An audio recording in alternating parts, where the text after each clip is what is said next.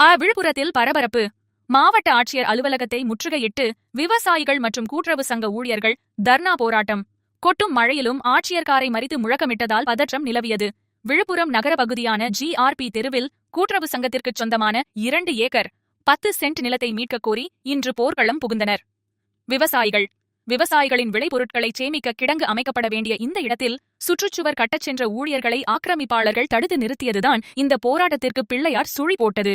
அரசு நிலத்தில் ஆக்கிரமிப்பு செய்வதை அனுமதிக்க மாட்டோம் என முழக்கமிட்ட 200க்கும் மேற்பட்ட ஊழியர்களும் விவசாயிகளும் விழுப்புரம் மாவட்ட ஆட்சியர் அலுவலகத்திற்குள் அதிரடியாக நுழைந்தனர். ஆட்சியரின் கார் புறப்பட தயாரான நிலையில் அதன் முன்பாகவே அமர்ந்து தரையில் அமர்ந்து போராட்டத்தை தொடங்கினர். போராட்டம் தீவிரமடைந்த நேரத்தில் திடீரென பலத்த மழை பெய்தது. ஆனால் மழையை ஒரு பொருட்டாகவே மதிக்காமல் ஆக்கிரமிப்புகளை அகற்றக் கோரி மழையில் நனைந்தபடியே விவசாயிகள் தங்கள் போராட்டத்தை தொடர்ந்ததால் அங்கு பரபரப்பு தோற்றிக்கொண்டது. தகவலறிந்து வந்த கூட்டுறவு சங்க இணைப்பதிவாளர் விஜயசக்தி போராட்டக்காரர்களுடன் சமரச பேச்சுவார்த்தையில் ஈடுபட்டார்.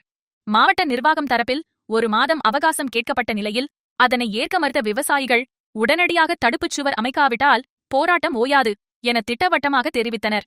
மீண்டும் தர்ணாவை தொடர்ந்த போராட்டக்காரர்கள் ஆக்கிரமிப்புகளை அகற்றவில்லை என்றால் மாவட்டத்தில் உள்ள நியாய விலை கடைகள் திறக்கப்படாது என்றும் கூட்டுறவு வங்கிகளில் நகை கடன் வழங்கும் பணிகள் முற்றிலும் நிறுத்தப்படும் என்றும் மாவட்ட நிர்வாகத்திற்கு அதிரடி எச்சரிக்கை விடுத்துள்ளனர். இந்த திடீர் போராட்டத்தால் ஆட்சியர் அலுவலக வளாகம் சுமார் 2 மணி நேரத்திற்கும் மேலாக பதற்றத்துடனேயே காணப்பட்டது. இன்று விழுப்புரம் மாவட்ட ஆட்சித் தலைவர் அவர்கள் தர்ணாவில் ஈடுபட்டுள்ளோம். எதற்காக என்று சொன்னால், விழுப்புரம் கூட்டுறவு சங்கத்தினுடைய 8300 விவசாயிகளுடைய உறுப்பினருடைய பணத்தில் GRT நகரில் 2 ஏக்கர் 10 சென்ட் அளவு நிலம் உள்ளது.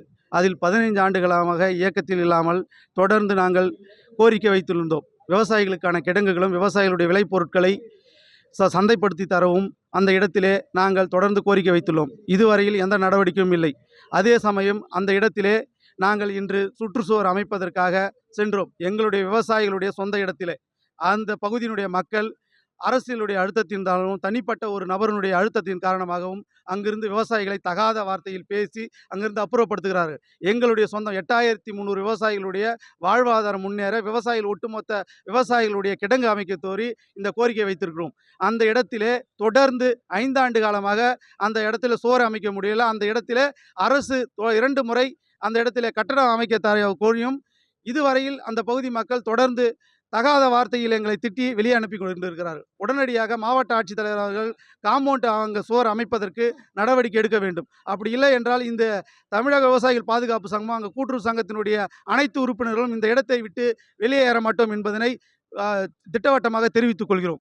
நன்றி, வணக்கம். என் பேர் ஆர் சந்திரபிரபு, தமிழக விவசாயிகள் பாதுகாப்பு சங்கத்தினுடைய மாநில சவுக்கு விவசாயிகள் ஒருங்கிணைப்பாளர், விழுப்புரம் கிழக்கு மாவட்ட செயலாளர்.